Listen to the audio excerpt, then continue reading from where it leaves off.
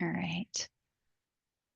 We will go ahead and get started. We're seeing about 15 people. So, hi everyone. My name's Emily Soleil. I am the Grant and Special Projects Manager here at Harbor Care, and I am leading the charge on the stand down again this year. Um, just want to take a minute and welcome everybody and thank you all for those past participants, for your support, for being here, and for wanting to continue to be here. I do want to just give a quick shout out to Andrea May, who many of you may know, who kind of set the foundation for the stand down about 20 years ago. She has stepped back from the planning committee this year, but she still is with Harbor Care and she will be at the event if you want to stop by and say hello. Um, so, for anyone who is not familiar, I don't know how many of you are folks who have been to the stand down before or who have not, but it is our 22nd annual Veteran Stand Down, and this year it is for all veterans. I'm going to talk about that in a few minutes, but it is again Friday, September 18th at 10 a.m. to 2 p.m., and we will be having it again at Eversource Energy Park in Manchester. And it includes partners and vendors and volunteers and veterans from all across the state of New Hampshire. So this is New Hampshire's Veterans Stand Down.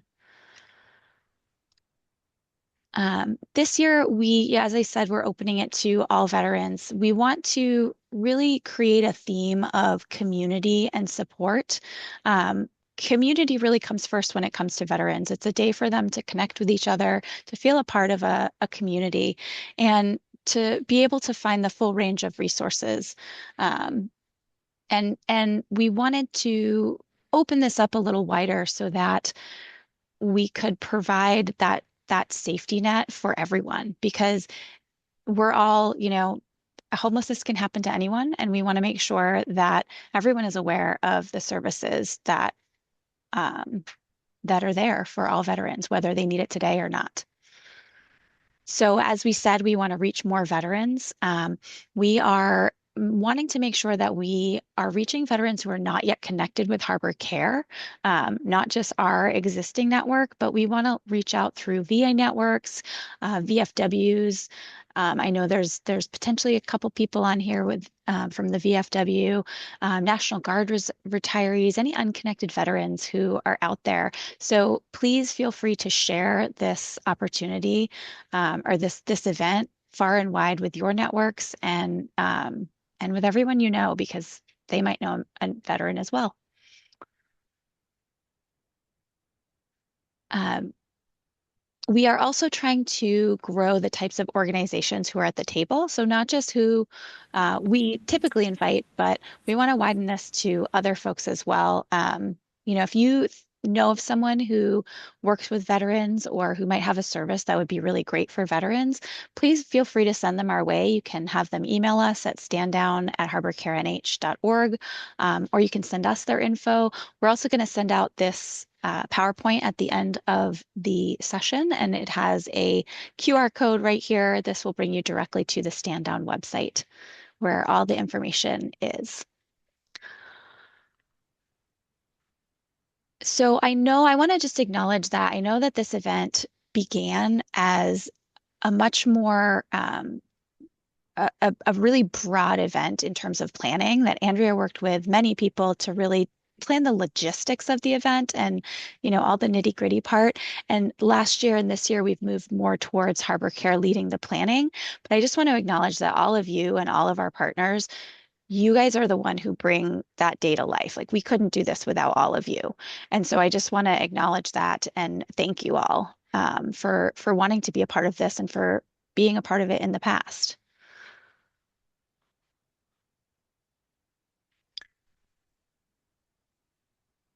So, with regards to registration, if you want to be a part of the event, so I know this has gone out in the email, but I just wanted to kind of cover it a little bit more here. So, this year, we want to differentiate between our community partners and our vendors. If you are a 501c3 who your purpose in coming to the stand down is really to provide those direct services, to give away things to veterans that they are looking for, to provide resources to them at no cost, That's our community partners. If you are a vendor, a for-profit organization, or a 501(c)(3 whose primary purpose in coming to this event is really to have a marketing opportunity to um, network with other businesses, to try to get some customers and sales, that's considered a vendor. So this year, as we fill out our applications, our registration forms, we are going to be looking at those and determining and making sure that people are signing up for the right things. Um, and the deadline for both of these is August 31st, 2026, this year. So I want to take a moment. Let's see here. Let me just look at something real quick. Sorry about that. Transparent communication here. Um, so, Jola Rose, did you want to say anything further about the community partner vendor registrations? No, this sounds fantastic. Hi, I'm Jola Rose. Can everybody hear me? Yeah, I'm Jola Rose. I'm going to be taking over the community partner and vendor registration this year and being in communication with all of you. And I just wanted to let you know that touch upon, for the community partner, there's, as she said, there's not going to be a fee, but for the vendor, there will be $100 fee. Not necessarily fee. What were we calling it? We were calling it So it is a fee. a Yep. fee. Okay. And it's not limited to $100. If somebody wants to donate more than $100 beyond that, I know that there are some organizations that were interested in giving more of a love donation for the cause, and that is absolutely welcome. So it's starting at $100 and can go beyond that if you would like it to. Um, also, um, yeah, I think that that covers it if we want to move on to this next slide. So I was going to go over let me just, oh, my screen sharing is paused. Can everyone still see my screen? What does this mean? Ooh, hold on one second. Technical difficulties. Uh, Oh, there is actually going to be a live walkthrough. If Emily, you want to do that live walkthrough with yes. them, that's probably why your screen has frozen. All right.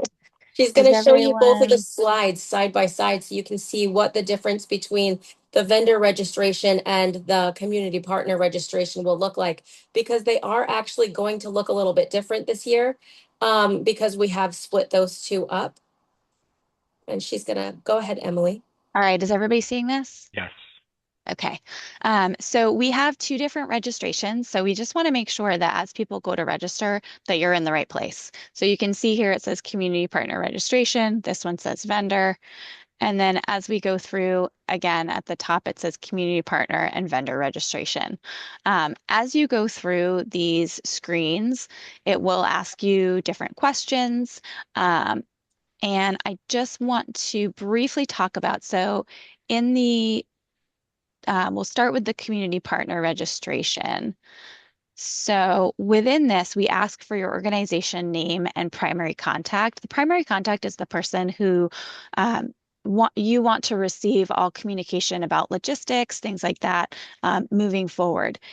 If there is a day of contact that is different, so if the primary contact is not the person who's going to actually be there on the day of the event, we would ask that you would put this information in the second section here for day of event contact. And all of this information that's listed here is not shared. This is for us to be using in order to provide you with information regarding the stand down in particular. So I'm just gonna throw some things in here so that we can move forward. Otherwise, it's not going to let me. And so it's asking, so this participation details page, this tells we will be providing one table and chair. We do have some limited space for some 10 by 10 tents if people are wanting to bring those, but we do not have Wi-Fi available. Um, and so if you are an organization that is interested in having your organization in our booklet, but you're not able to attend the event, this is where you would say, no, you're not going to attend. And then it will bring you to the section where you'll be entering resource booklet information. If you are going to be attending, we do have a severe weather date this year of Monday, September 22nd. This is really only in the case of like a hurricane or super, super high winds or something really terrible. If it's going to be raining a little bit, we're not going to cancel. We're not gonna move to the 22nd date. And we will let you know when we'll be making that call. We haven't decided exactly how soon before we'll be making it, but we will try to give you as much notice as we possibly can. Um, for a number of staff attending the stand down, this is again, the number of people that are going to be there that day. We have limited availability for electricity, so please only request that if it's necessary and if there's any special accommodation needs, as well as your own 10 by 10 tent. We do ask you for a description of goods or services that you might be providing. And I'm just gonna, I keep forgetting as I'm going down here that we have to enter something in order. These are all required questions. So let's see, we will be attending. All right, so the next piece of this is your program booklet listing. So this is the information that will be published. This will be put into our resource booklet that we will be giving out to all attendees the day of the event. So please make sure to read this over and make sure that all of your answers and things are correct. So this is your services offered, public facing street address, your city, state, zip code. And this is limited to 2 to 3 sentences. So 350 characters, it's about 2 to 3 sentences. What is your website, public facing email that you would want veterans to be emailing? And here's an example here. And then once you get down here, you would be able to submit. The vendor registration is very similar. I think the only difference is that the language is a little bit different. Mhm. And make note that at the very top of the form, you can see that it says vendor registration, and on the partner registration, it'll say partner at the very top of it too. So that is another way that you can differentiate between whether or not you are in the correct form. Yeah. And I'm not going to go through the whole vendor registration. Just know that your registration as a vendor, and actually, you know what, is I'm going to actually hand this over to Jola Rose, and she's going to talk about what happens after. So let me just switch over to our presentation. Doo-doo-doo.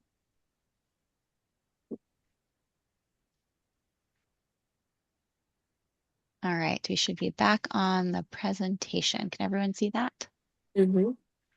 All right, take it away, Jola Rose. All right, would you move to the next slide, please? Oh, there we go. So after you apply and you register, there's going to be 3 steps that you're going to go through. I am going to receive your registration, and there'll be an approval email to you if everything that's on there shows that you've registered under the right application. Also, you're going to as long as you've registered under the right application. It's going to be processed through with certain decisions that will be made, and then it will go to payment for any vendors. If there is anything that needs to be paid for, it'll go there. But there is also a possible redirect or non-approved. And the redirect is going to be for perhaps you went under the wrong registration and you applied for the community partner when you might not have fallen under the criteria of community partner, and you're actually a vendor. So that would be a redirect right there. And there might be a few other reasons that you'll be redirected as well, but it'll definitely tell you why in the email that you get back. And I want to reassure that a redirect is not a rejection. It just points you to the correct place. And there will actually be a logistics information session about 1 week before the event for registered partners and vendors only. And day of details will be there. Okay. Anything else, Emily, that you want to add to that slide? No, I think that's great. I do see a question in the chat around the public facing email.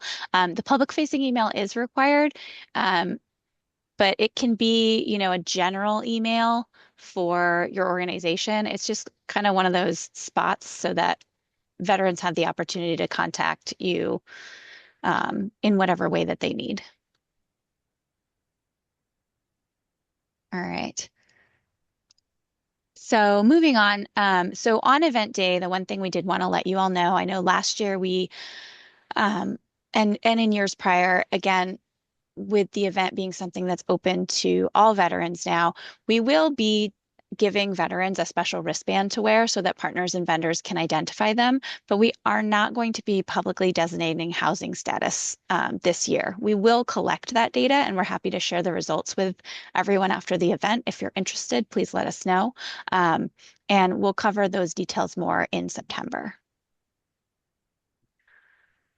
So I wanted to just briefly touch on some sponsorship opportunities. So in doing this whole event, we are seeking sponsors to for the vendor breakfast, veteran breakfast, and veteran lunch. Um, Vendor breakfast is really just coffee and donuts. It's not something huge. We just want to have something available. If somebody's interested in that, please reach out. The veteran breakfast is very similar. Usually what happens is whoever brings the vendor breakfast, we kind of move that stuff over and we have the veteran breakfast and the vendor breakfast all together. And it's really, again, coffee, donuts, things like that for folks that are attending and coming out to attend the stand down. And then we are also looking for a sponsor for our veteran lunch. So what we will do is probably similar to last year. We haven't ironed out exactly all the details yet, but we would like to give tickets to our veterans to be able for them to have a free lunch that day. So we are looking for sponsors for that as well. Um, and then with regards to other things, so the Amazon wish list is something that we have done in the past. This year, we are asking for veterans to pre-register if they can. We have a spot on our website for that, and we are asking a question there to the veterans as what items that they might be looking for at the stand down so that we can use those items to populate and shape our wish list so we're not having a bunch of stuff there that people aren't really looking for. And that is our hope to be updating our wish list with real and current needs. I see a hand. Paul, did you have a question? I do. What exactly about the sponsors are you looking for the lunch? Are you So looking we for are, food vendors or just people to buy the lunches? um, I mean, if you have, so I would say both. That we're open to either. It would be either somebody offering to say, like, I know last year we had someone offer to sponsor the food trucks, and so we were given a lump sum, and we used that to coordinate with the food trucks to be able to provide lunch. But if you have a vendor that you might know or be in contact with that would be willing to donate their services and food as an in-kind donation to us, we could work with that as well. Does that answer your Okay. question? Yes, thank you. Yeah, great question. Um, so yeah, our wish list isn't updated yet. We are waiting for more pre-registrations, but we will be updating that with items that our veterans are flagging to let you know what's genuinely needed. And we'll pass that information along to all of you as well. So the important dates to note are August 31st is the registration deadline for all community partners and vendors. We will be closing our application process after that. 1 week before the event itself, we will be having a logistics info session. We'll have more details on that soon and be scheduling that. And that is going to be only for registered partners and vendors. And then September 18th is our event day. So if you have any questions today, I'm happy to take questions today. And if you think of questions later, Jola Rose is our community partner and vendor contact. And if you already have been in contact with Jola Rose, feel free to reach out to her if you have questions about specifically vendor and partner registration. If you have other questions, like John's question about, or I'm sorry, was it John or Oh. Jay? You're welcome. Paul. Paul's question. I am terrible with names, as you now know. As we know, Paul's question about sponsorship, that would be something that you would send to standdown@harborcarenh.org. And that's just so that we can route any questions to the appropriate person and make sure that everyone's getting the same answers. I have a So, question. yeah. In the past, the VFW Auxiliary, we catered to the homeless population with sleeping bags, tents, underwear, and kind of. Do you have any idea what kind of wishes that you're going to be seeing? That when you put out the. Yeah, that's a great question. So I think that we will still see folks coming and looking for those types of items. I think we're also going to see folks looking for other connections and services as well. Okay. All right. Thank you. Yeah, absolutely. Any other questions on anything that we've talked about or anything we didn't talk about? Yeah, Donna. Oh, thank you. Thank you for doing this. It's really good and it's always been good. It used to be that people may not know, it used to be in Nashua, right down here in downtown Nashua, and that was very convenient for a lot of veterans. And then it moved to Manchester. And so I've noticed being at this for the past couple of years that some of the people are from Nashua, but most of the people are from elsewhere throughout the state as well as Manchester. Mhm. So my question is, could there be some type of a bus that gets people from Nashua to Manchester? So it could take the form of a chartered bus, maybe, or it could take the form of bus passes that you would give out to take there's an MTA bus that goes from Nashua to Manchester. So, Yeah, that's a great question. We would love to do something like that. Dawn, I know that you are involved in transportation. Is that something that we could talk about further? sure, yeah, definitely. Yeah, that sounds great. Beautiful. Good. Okay, thank you. Yeah, thanks, Donna. Any other questions?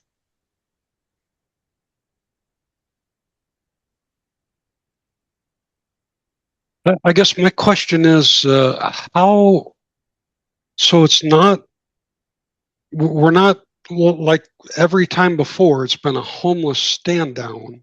So Correct. how is this being marketed? Like it's literally now just a veteran event. Like if Yeah, you're a veteran, just come on down and. so we decided that we wanted to open this up to all veterans because we want to not just cater to veterans experiencing homelessness, but rather having all veterans there helps to create connection, to allow veterans to talk with veterans. You know, I always think of whenever I do these types of things, I think about there, but for the grace of God go I, right? It could easily just be, it could be me or you or anyone in that position. And so what we're hoping is, again, to create more community among the veteran community as a whole, instead of just focusing on just veterans experiencing homelessness. Okay. So it's literally more like a informational, like people are going to come, like what is, Yeah, so it's we had homeless people that were coming for a certain reason. Like what is the, Emily, I do you just mind want if to know I like what's answer the Dan? pull? Yeah. yeah, go for it. So, Dan, it's I know you've been involved with this for a long time, and that will continue to be integral component of a kind of the purpose of the stand down is to continue to connect folks experiencing or veterans experiencing or at risk of homelessness with those critical services. But what we're also trying to look at this is as an opportunity to really, how does this fit into a broader system solution, and how can we address needs more upstream. So I know you know this better than anyone, is that the veteran population is aging, and folks that are coming in need of services are getting older and older, and they're veterans that have never necessarily experienced this before. And so our hope is to try to create these connections and awareness around all the resources that are available, so that we're providing opportunity for folks to potentially be connected with intermediate type of support and connections rather than crisis services before they get to that point. That makes sense. So it's sort of the purpose is still, like, the end goal is still the same. We're just trying to take a broader approach to it. Yeah, love it. All I'm asking is how, I'm just trying to think where I need to get the word out for this. It's literally any veteran. Like, we could literally, have a bus come from the medical center. Yes. It's just open literally to everyone. If Yes. you've served, and is it going to be open to the population of that isn't eligible for VA care, literally just one day of service, or is it honorably discharged? Is it enough time that you can be VHA eligible? Are we just going to make it the biggest net possible? And if you've served a day, then come on down. And Well, I mean, we're going to have to be doing some filtering, you know what I mean? Well, Go ahead, Emily. Screenings are parts of our process. Go ahead, Emily. I think that for this event, yes, it is open to anyone who considers themselves a veteran who has served. That does not mean that all of the services that are there, they will be eligible for. Does that answer your question, Dan? Oh, absolutely. And folks, I want this to be a great event. And it's just, we're changing the whole paradigm. So we all just need to make sure we're rowing in the same direction. And Absolutely. we want to make this a great event. And so we just got to talk about how we're going to get the word, who we want to come. And it's everybody. Yeah. Everybody to just kind of come and just fellowship with other veterans and what the programs that are out there. So, yeah. Yeah. So I'm also wondering, are all stand downs operating this way, or is this unique to this particular stand down? That's a great question. So we actually attended the stand down in Worcester, and this was similar to how they were running it down there. Okay. Great. I love it because it's just, sometimes it's really hard to have those very specific filters and reach the intended audience. And I feel, yeah. And that's part of, things that we were considering, is that there may be veterans out there who would qualify as at risk or experiencing homelessness, but they may not themselves feel that way. And so we want to make sure that everyone is reached, right? So if you're someone who maybe you're doubled up sleeping on a friend's couch and you don't consider yourself at risk of homelessness, but you are, and you do qualify for all these different services. So we want to make sure we're reaching a broad audience. That's great. And you're really preventing homelessness by doing this, like the people who hope. one paycheck away from poverty or paycheck poverty. So it's fantastic. In the past, I think I only included homeless individuals because I was running under a Department of Labor grant where my grant is homeless individuals only. But I think this is good because we have a lot of services that could work with the veteran to get their discharge status upgraded or get them what they need to qualify. So there's a lot of programs that have reached out that want to do that. So I just had funding issues where I had to keep it to that. So it got very difficult to divide things, and I hated not including everyone. So it was difficult to turn people away and say, sorry, you're not eligible for this or that, But Yeah, yeah, no, thanks, it's great. Andrea. We'll catch them all now. Thank Um, you.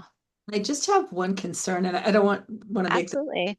me and my issue, but we don't typically like, I don't know of us having an externally facing email for Okay. links. So how would I fill out that field if we don't have one, if there isn't one hidden away somewhere? I would say that you can put in a placeholder like ABC at Okay. PHIJKLMNOP.org to just fill the form, and then Luis will see that and know. Does that Luis is our is present here, so she is a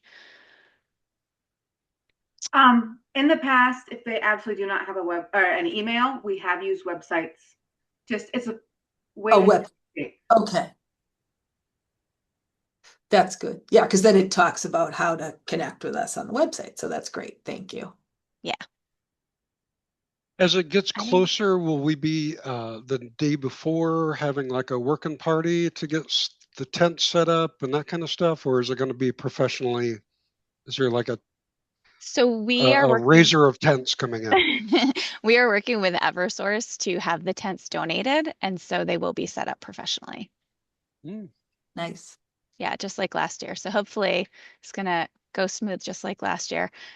We are, I'll just tell this group here, we are talking about setting up some smaller tents as opposed to the large tent just for noise considerations and things like that. So it might look a little bit different when you get there.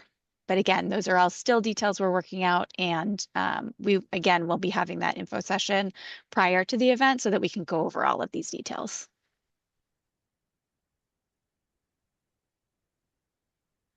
Any other questions or concerns? Are we approved to like that flyer? That flyer's good to start posting? Yes. Yep, 100%. Everything is ready to go. Feel free to hand out flyers to whoever you'd like. If you are in need or want some printed flyers, please, again, reach out to standdown@harborcarenh.org and we will work to get you what you need. Emily, did we touch upon how you will not be received your slot until the day of, or where you're going to be placed? Oh yeah, so we're not going to pre-assign tables this year. We've had some challenges with that in the past, and end up with open spaces. So we're going to do our best to put everyone where it makes sense for them to be, but we won't be like pre-assigning. You'll likely get your assignment the day of, so that we can make sure that we're filling the space.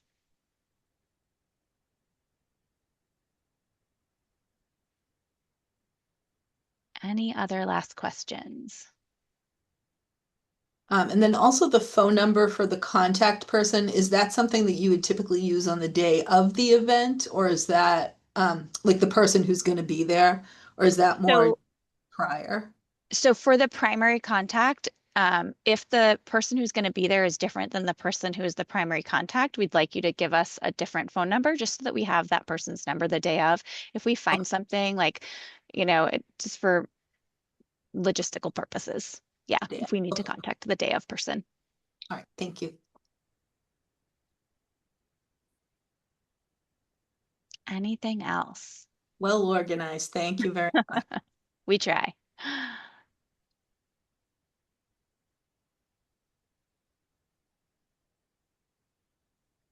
All right, so hearing no other questions, I will, again, say thank you to y'all for coming.